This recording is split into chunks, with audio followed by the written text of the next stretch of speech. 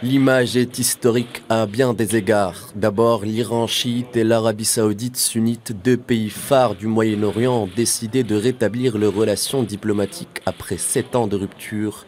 Ensuite, ce rétablissement s'est fait à Pékin. Le choix du lieu n'est pas anodin. Cette détente, obtenue après 2 ans de pourparlers secrets en Irak puis à Oman, pourrait constituer l'amorce d'un tournant géopolitique.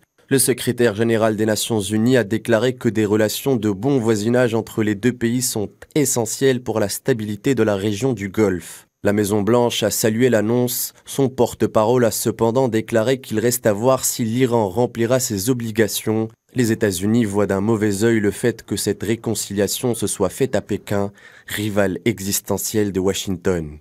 La Chine montre par cette opération sa présence grandissante sur la scène internationale après l'initiative de paix entre l'Ukraine et la Russie, voilà qu'elle contribue à la réconciliation de deux rivaux historiques.